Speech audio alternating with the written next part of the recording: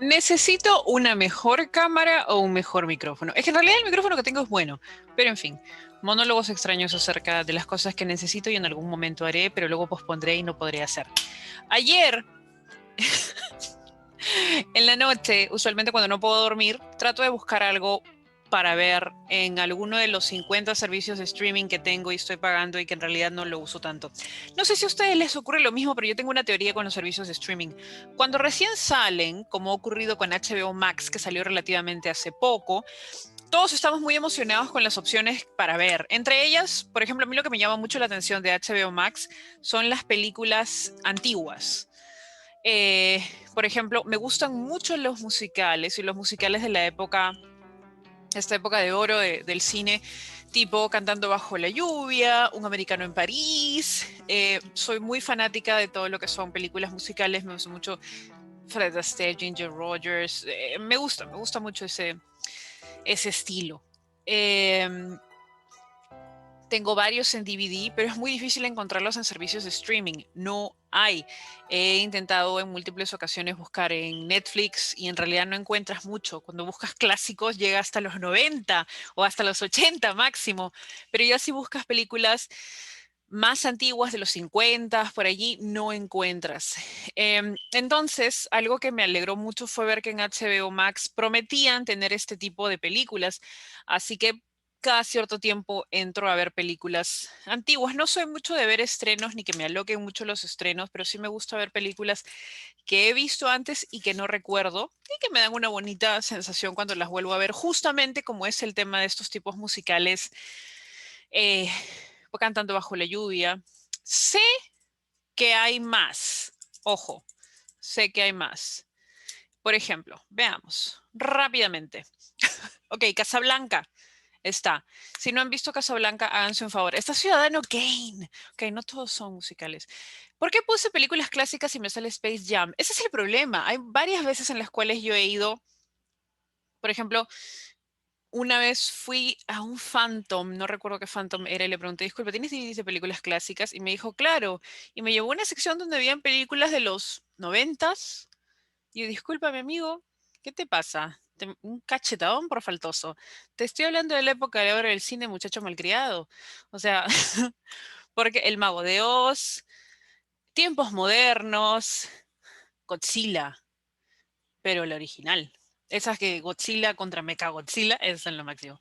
Robin Hood, no es tan antigua. Oh, no, sí es antigua. Antigua es, ay, lo que el viento se llevó. Que la gente estaba chillando por lo del viento se llevó, que pusieron, ay, Whatever Happened to Baby Jane. Esa es una muy buena. Bonnie and Clyde también. Ya, ok, me gusta mucho el cine antiguo. Tengo un tema. Freaks también esta película. Freaks. Ya, no me distraigo.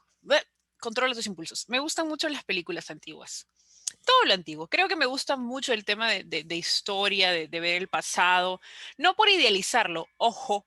Uy, también está a la original de A Star is Born, o sea, la de Lady Gaga con el de Hangover, perdóname, Lady Gaga con el de Hangover, eh, qué genial, la original, ¿no? Con Audrey Hepburn. Eh, bueno, hay muchas películas antiguas en HBO. Es que me distraigo porque estoy viéndolas porque están acá, son lo máximo. Ya, y James Dean también, he visto todas las de James Dean. Bueno, en fin, tengo un gusto medio ecléctico y en especial me emocionan mucho las películas antiguas. Ah, su madre, Jules y Jim. Ay, qué hermosa película, por Dios. Ya, esto va a ser un problema. Es que las cosas que me emocionan mucho me distraen. Vaya, ya, lo veo. Entonces, yo estaba utilizando HBO Max principalmente para ver estas películas, entre comillas, clásicas, antiguas, que ya la gente no le da tanta bola y que deberían estar obligados a ver estas películas. ¿Qué les pasa? ¿Qué les enseñan en la universidad? Vean películas clásicas. Pero otro género que también me gusta mucho son los documentales, porque de una manera comprimida y en algunos casos simplificada o súper simplificada, te da acceso a temas nuevos. No lo tomo como fuente de información, nadie dice, no, sí, lo aprendí en tan documental, pero creo que los documentales te abren la puerta hacia temas de investigación. Me gusta mucho investigar por mí mismo. Cuando encuentro un tema, suelo como caer en estos rabbit holes en los cuales simplemente vas investigando y leyendo y leyendo y leyendo y leyendo. Y un tema que siempre me ha parecido re interesante es justamente el tema del documental que vi ayer. La lucha contra las drogas. Ah, ya tengo su atención. Vamos poco a poco. El documental que vi ayer se llama Crack, Cocaine, Corruption and Conspiracy. Es del año 2021, dura 1 hora 29 minutos. Está traducido como Crack, Cocaína, Corrupción y Conspiración. ¿Ok? El director es Stanley Nelson. Parece que ha ganado un premio antes, o ganó un premio justamente por este documental. Me llamó mucho la atención porque siempre me ha gustado investigar respecto al tema de la, entre comillas, lucha contra las drogas. Y ahora voy porque sí, porque va entre comillas. Eh, el prohibicionismo es comprensible, es entendible. Cuando no conocemos algo o cuando no tenemos suficiente información sobre algo, simplemente decidimos, ok, no lo toques. Y empezamos medio que a prohibirlo, ¿no? Es algo básico, lo hacemos con los niños pequeños, no toques, no hagas, no digas, ¿no? Es mucho más fácil y más práctico que invertir tiempo explicando, que en muchos casos no se puede hacer, es comprensible, no es jalado de los pelos el hecho de que alguien reaccione ante algo prohibiéndolo. Es comprensible. ¿Es la mejor opción? No. Se ha probado una y otra vez de manera experimental, cotidiana, etcétera, de que si tú prohíbes algo, lo haces más atractivo. Como adolescente problemática y ejemplo de primera mano, cualquier cosa que me dijeran no la hagas, yo la iba a hacer. ¿Por qué? Por joder. ¿Por qué otra cosa hacer? No hay ningún otro fundamento. Esa es la naturaleza humana. Somos extremadamente curiosos y en cuanto vemos algo a lo cual no debemos tener acceso, nos va a causar más curiosidad porque vamos a pensar de qué se trata, qué hay allí. Eh, y algo que he visto funciona muy bien y más en el tema de educación es explicar o entregar la información. Si nosotros simplemente prohibimos, satanizamos, no, no toques, por ejemplo, con el tema de las malas palabras entre comillas, ¿no? Es una constante cuando trabajas en colegio, no digas malas palabras, no digas malas palabras. Y también como profesora, en un momento te llegas a hacer la pregunta, ¿por qué? ¿Cuál es el problema con las malas palabras? Los alumnos no lo saben. Entonces te sientas con ellos y hablas. Que hay algunas personas que se pueden sentir ofendidas porque significa esto, que hay gente hay chicos que ni siquiera sabían cuáles eran las malas palabras y simplemente asumían que las malas palabras eran eh, palabras relacionadas, por ejemplo, a defecar o cosas por el estilo. O sea, si no hay conocimiento sobre lo que estás censurando, la imaginación puede volar. Esto no solamente se refiere a temas como no digas malas palabras contra el chibolo, sino cuando somos más grandes a temas que consideramos tabú, como el sexo. No hables de sexo, ¿no? La mejor manera de no tener sexo es prohibiéndolo, ¿no? Dile a tus hijos que no lo tengan. Pero nuevamente es la naturaleza humana.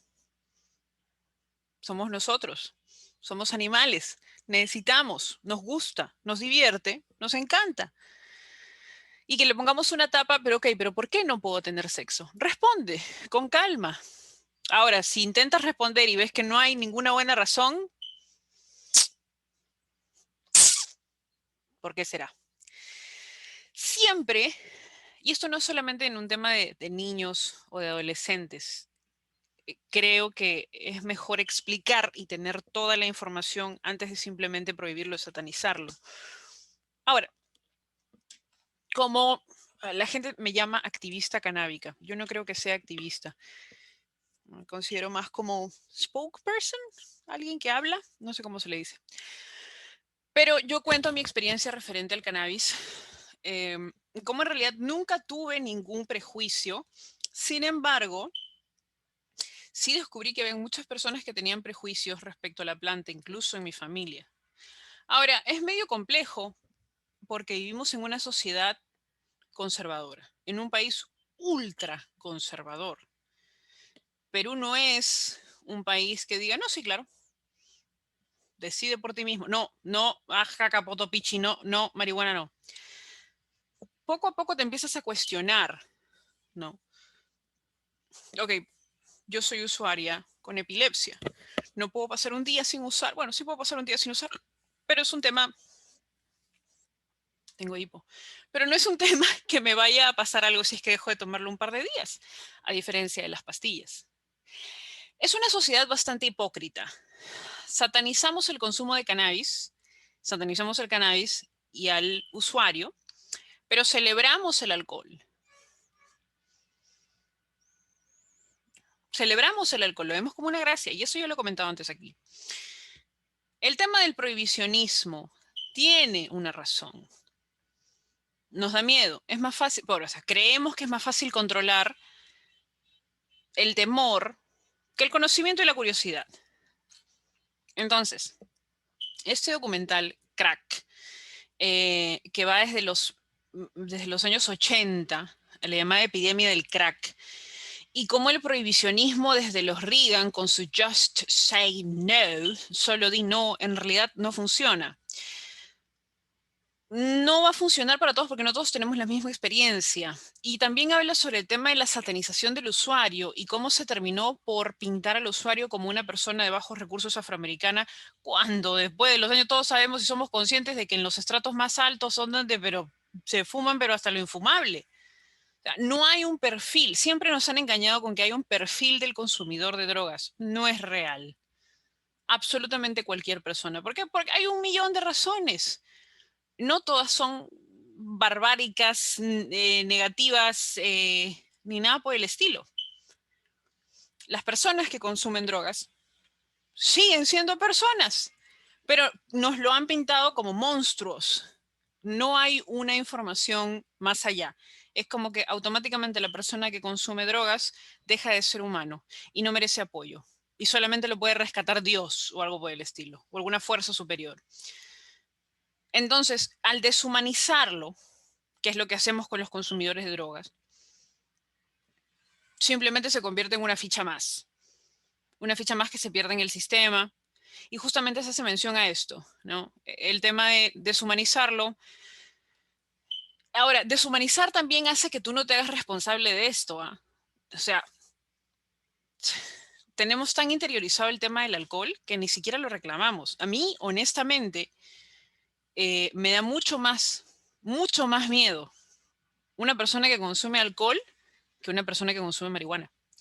Una persona que yo voy a la casa de alguien y veo que tiene bongs, tiene pipas y digo, ah, qué chévere. Veo una persona que está tomando sola a las 2 de la tarde y yo doy un paso atrás. Utilizando cannabis, uno, no hay sobredosis. No existe la sobredosis. Dos, no tienen idea de cuántas personas fuman, consumen, comen, vaporizan y luego van a trabajar. Y son padres, madres, doctores, etc. Intenta trabajar estando borracho. No puedes. Hemos normalizado a tal punto el alcohol que lo vemos como gracia. Este documental, Crack, habla justamente también de la intervención de los políticos y de los medios y de cómo se empiezan a pintar perfiles que no son reales. Por ejemplo, algo que sí me pareció chocante fue la famosa epidemia de los crack babies, de los bebés del crack, que se decía que habían 100.000 al año y años después se descubrió que no era así, que solamente había un 2%. Y hubo una persecución enorme a mujeres negras y de barrios pobres porque decían que estaban matando a sus bebés, cuando en realidad no era así. Pero lo que se buscaba era una medida desesperada para controlar el consumo de crack. Ahora, hay algo que tenemos que aclarar. El cannabis no es una droga peligrosa. No estamos hablando de que alguien va a morir por usar cannabis. Estamos hablando en el documental de una droga severa, como el crack, como la cocaína. Y, amigos, las drogas duras no se usan donde se producen. Durante todos estos años, la lucha contra las drogas siempre va dirigida a los usuarios y a los microcomercializadores, que es una palabra que han reventado muchísimo, hasta en Alerta Aeropuerto. Nos encanta Alerta Aeropuerto. Buena, el perrito, el tío que te huele la maleta. el microcomercializador y el usuario representan con suerte el 0,00001% del problema, pero son más fáciles de agarrar porque son el eslabón débil. Las drogas duras no se consumen donde se producen. No tenemos grandes laboratorios donde se produce cocaína acá en los distritos. No, eso no está aquí. Y en el caso de Estados Unidos, no está en Estados Unidos. Y los esfuerzos por atrapar a las cadenas más altas, a de donde vienen, donde se producen las drogas, no es tan fuerte como para atrapar al microcomercializador o al usuario. Yo sé que automáticamente nosotros en este momento tenemos, es más, tenemos en este momento dibujado a un criminal, ¿no? Digo, usuario de drogas a un criminal, cochino, fascineroso, desgraciado, que seguramente roba. ¿Por qué? ¿Crees que las personas que tienen plata o que están en poderes altos del Estado o económicos no consumen drogas? Probablemente. ¿Cuál es la diferencia? ¿Cuál es la diferencia? Acceso a recursos. Acceso a recursos. Acceso a educación, a desmitificación. No vas a poder evitar que las personas que quieren consumir algo lo consuman. La persona que quiere meterse una bomba de 5 días seguidos con alcohol no te va a hacer caso. Oye, el alcohol es peligroso. Ya, y vivimos en Perú. Por lo menos, gran mayoría de nosotros tiene que haber vivido con un pariente o un familiar cercano que tenía problemas de alcohol y que para nosotros era normal. ¿No? Porque para nosotros es normal que alguien se la pegue jueves, viernes, sábado y domingo. O que es normal que alguien termine tomando hasta que vomite. Es normal, es parte de la familia peruana. No criticamos eso. Y está dentro del folclore, dentro de la idiosincrasia, el tío borracho, la tía borracha, el papá que llega borracho. ¿Por qué no pintamos al borracho tan violentamente como lo hacemos con el que podría consumir otras cosas? Si el borracho es igual de peligroso, descontrolado y adicto. Porque nos han vendido esa imagen. Nadie está persiguiendo todos los días con la misma fuerza con la que persiguen a los microcomercializadores y a los usuarios, a los que están más arriba. O, ¿por qué no? A las personas que le dan pase a las drogas que vienen de otros lugares o de otras ciudades. Para que haya una desmitificación tiene que haber educación. No podemos simplemente decir, no, no toques las drogas, cochina mala. Hay personas que van a consumir o que van a probar. No depende de mí, no depende de ti. Las drogas, un producto, un objeto no es inherentemente malo. Si nadie lo consumiera se acabaría, obviamente. Pero no es así, no es real. No podemos acabar con el consumo de drogas. Es utópico. Pero podemos educar y podemos reducir riesgos. Mi problema con el prohibicionismo es que no funciona. Recuerda en este momento cuántas veces tus padres te dijeron no hagas eso y tú dijiste me chupa un huevo. Y lo vas a seguir diciendo. Y no te hace una mala persona. Te hace un ser humano. El prohibicionismo no es la solución y ya ha quedado comprobado una y otra vez. ¿Cómo puedes decir eso? Las drogas matan. Mi amor, todo mata. Excepto el cannabis. No, mentira. Siempre, ¿no? Jalando y saltándose. Ojo, los usuarios de cannabis no son superiores a los usuarios de nada, ¿eh? Es una decisión basada en un producto con bastante beneficio medicinal, que es el cannabis, que siempre había sido satanizado. No, cannabis drogadictos. Es más, hasta el día de hoy todavía tenemos esa imagen que nos han vendido y que la policía colabora con eso y los medios colaboran con eso, porque hasta el día de hoy cuando la policía hace sus campañas de contra el uso de drogas, lo hace con cannabis. Mi amor, la gente no está robando por fumar cannabis. la gente está robando por lo que meten en el cannabis y por lo que ustedes no pueden controlar, porque no están buscando el origen. Estamos satanizando al usuario. ¿Cuál microcomercializador?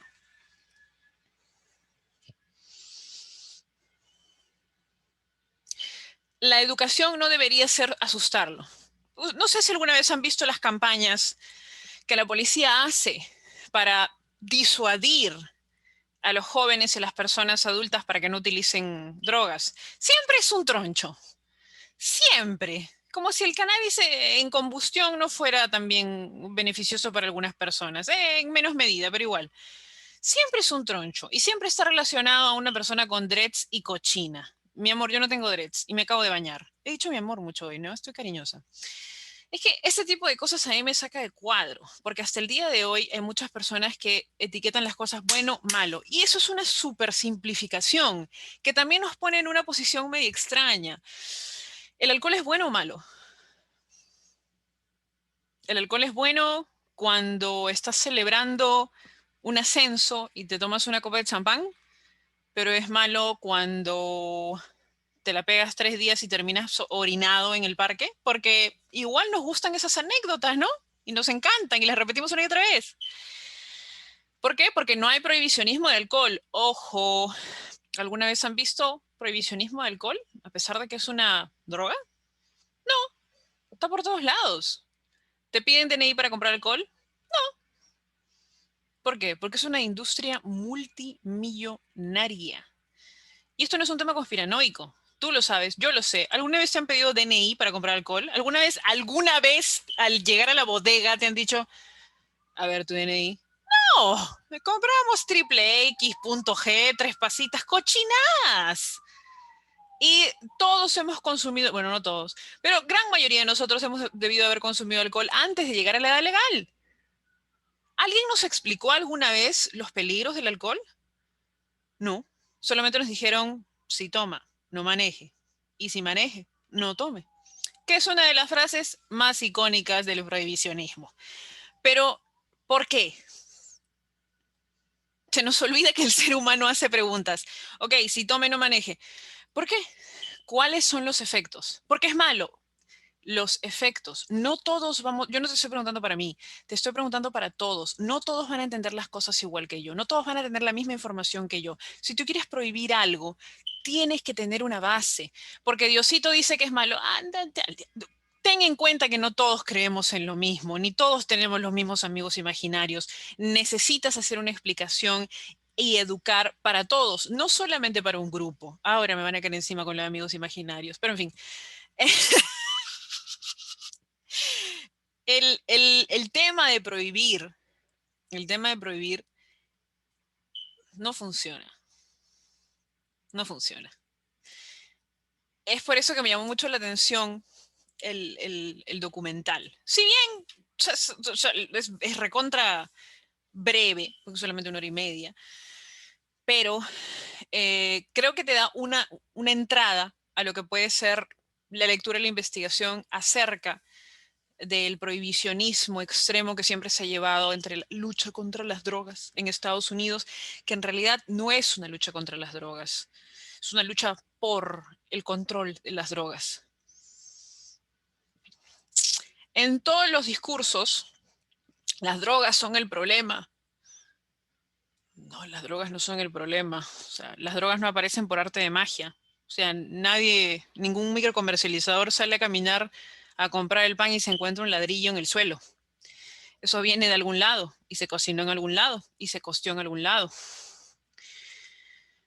La educación es necesaria. Ahora, estoy hablando de una manera utópica, idealista. Esto no va a pasar de la noche a la mañana.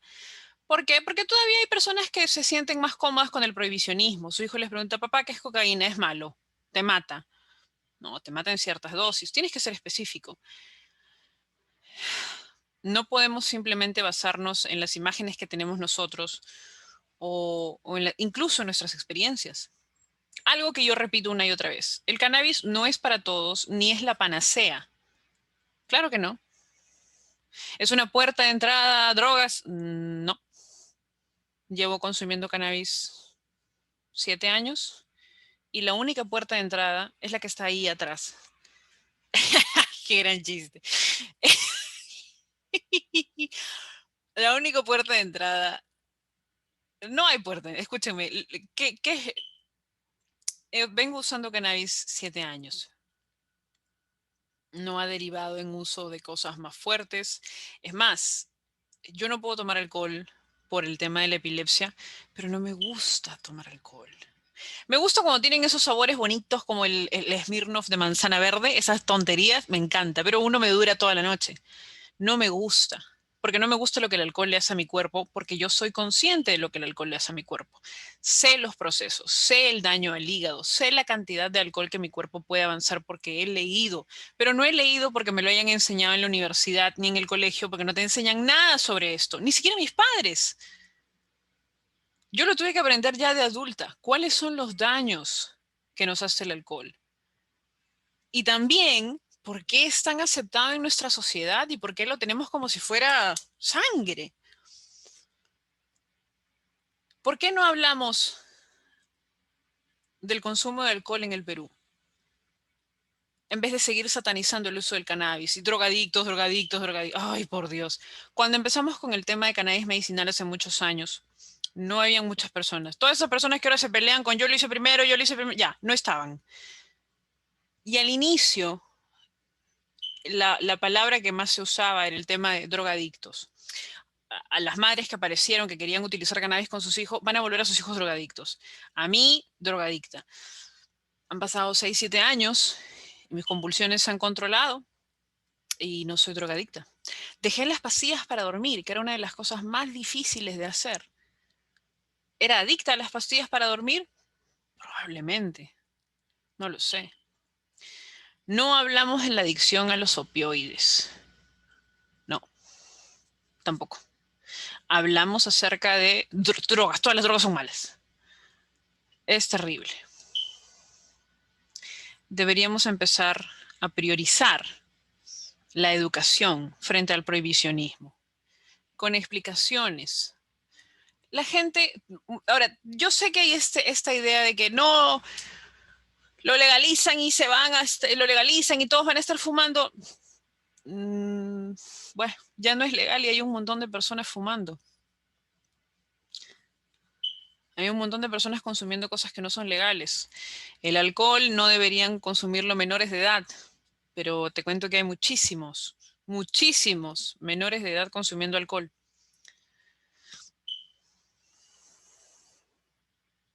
Necesitamos educar y la educación tiene que venir desde casa, desde el colegio.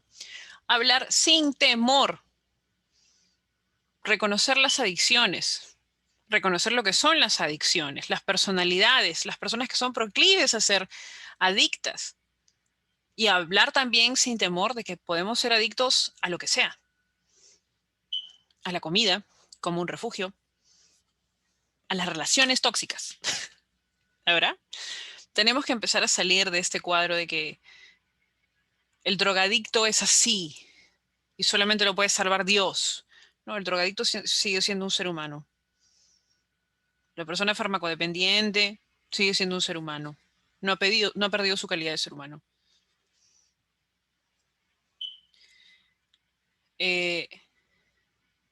Creo que la lucha que se está haciendo por la legalización, bueno, que se ha logrado la legalización del cannabis medicinal e incluso más el cultivo colectivo, puede dar pie a una conversación mucho más importante acerca de las elecciones personales, acerca de la necesidad de desmitificación y educación que necesitamos. Basta ya simplemente de poner la mano y decir, no, hace poco vi que la policía puso que encontraron un laboratorio de marihuana sintética cuando se referían a wax o a extractos. Ni siquiera la policía está capacitada. Este es el problema. Las autoridades, quienes se supone deberían manejar esta información, no lo saben. Y cuando ven una prensa y ven un rigger, dicen, ah, marihuana sintética. ¿Cuál marihuana sintética?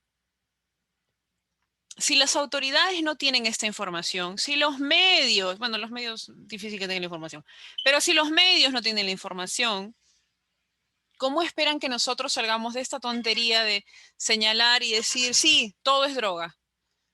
O sea, excepto lo que me conviene y lo que me da plata, como el alcohol. Pero todo lo demás sí es malo, porque es malo. Menos prohibicionismo, más educación. Y esto viene poco a poco. Si entre las personas que escuchan esto hay algún activista, hay alguna persona que sea usuaria de cannabis, no tengas miedo de hablar. Cuando empezó el tema de usar cannabis, eh, muchas personas estuvieron en contra, amigos cercanos, gente en mi trabajo, o me pedían que no lo dijera. Hasta el día de hoy hay personas que se refieren a mí como, uy, drogadicta. Bueno, ese temor, ese tabú tonto, estúpido, lo tienen muchas personas, pero creo que lo mejor que podemos hacer es hablar. Mi nombre es Juana, tengo 31 años, utilizo cannabis diario, en distintas formas.